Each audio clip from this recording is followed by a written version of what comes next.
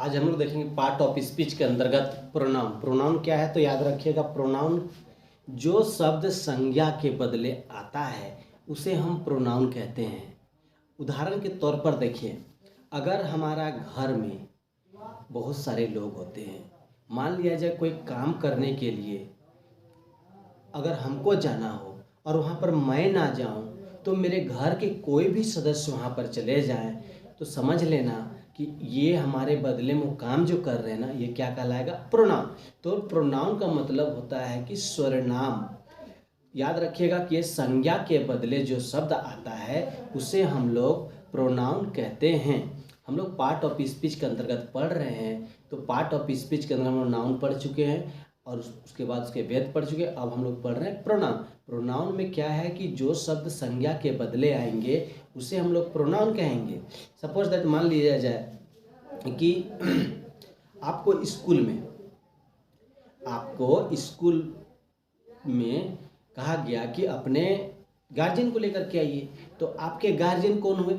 आपके माता या आपके पिता। लेकिन जब आपके माता और पिता स्कूल नहीं जा करके आपके कोई बड़े भाई हो या फिर आपके बड़े बहन हो, वे चले गए, तब किनके जगह पर आए? गार्जियन की जगह पर, तो भी एक गार्जियन हो गए। उसी आधार पर प्रोनाउन है कि अगर संज्ञा वहाँ पर ना हो तो फिर वो क्या होगा? कौन आएगा? प्रोनाउन आएगा। हाँ, लेकिन अब हम उसमें छांटेंगे कैसे, हम लोग चलिए देखते हैं। एक एक किनारे से लगातार देखेंगे, ये बहुत ही बेहतर तरीके से देखेंगे ताकि जीवन में कभी दिक्कतें ना हो छांटने के आधार पर। चलिए हम लोग देखेंगे प्रोनाउन।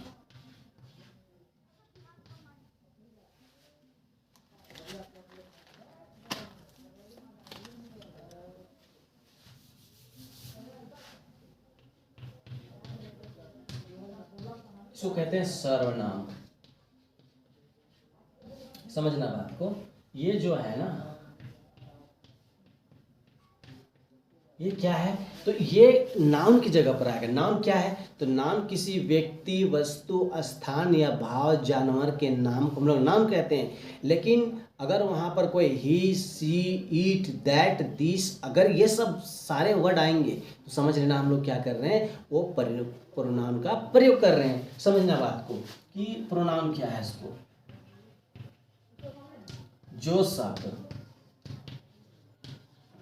जो शब्द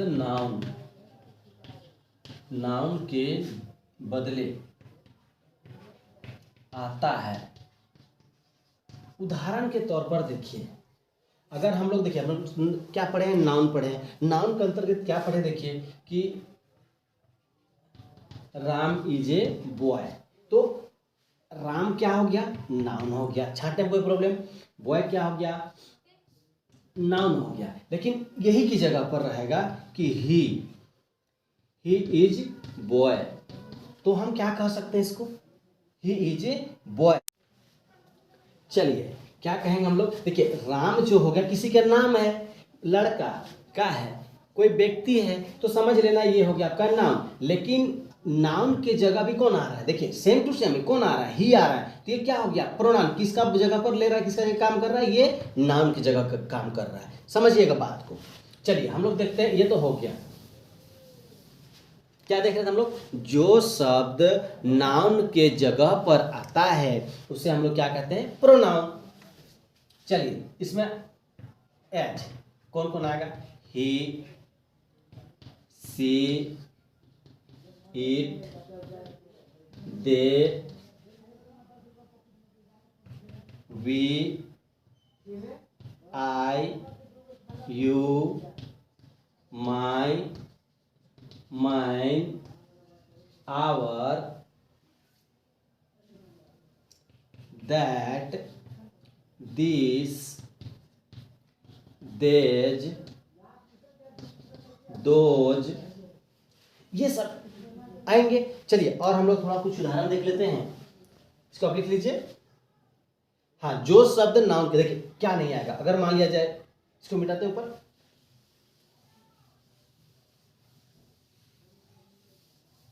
हाँ, अब प्रोनाउन का अगर हम लोग बनाते हैं, चलिए छांटने के आधार पर देखेंगे, तो छांटने के आधार पर अगर हम लोग देखते हैं तो प्रोनाउन क्या है।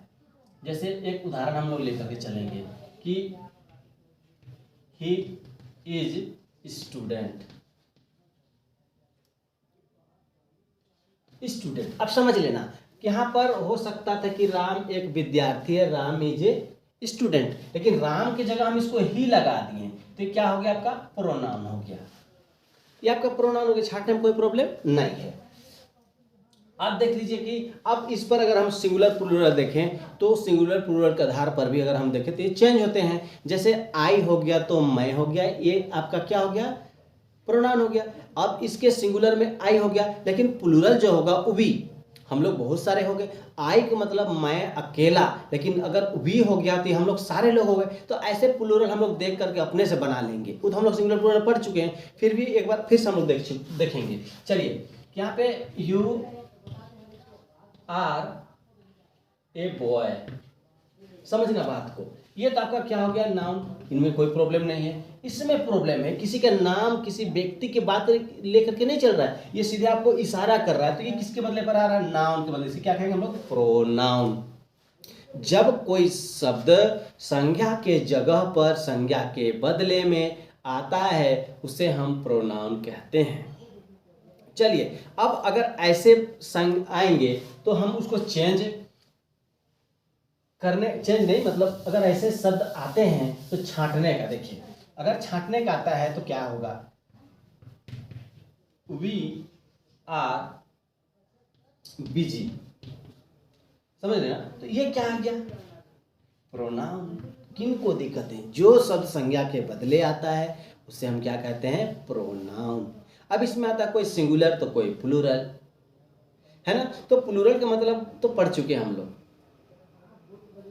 तो जान चुके हैं हम लोग। हाँ, लेकिन इसके अंतर्गत अगर हम इसको प्लूरल बनाने हैं तो हम लोग कुछ कुछ वर्ड को देखेंगे। जैसे चलिए हम लोग प्लूरल का वर्ड देख लेते हैं। सबसे पहले होता है क्या, उसको।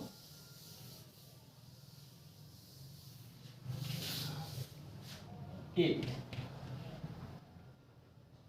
आई, देखिए आई का होगा वी, ये सिंगुलर तो सब प्रोनाउन ही है।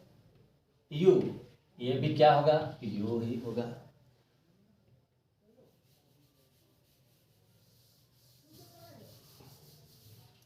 दे, क्या हो गया, देम, ये सब प्लूरल है।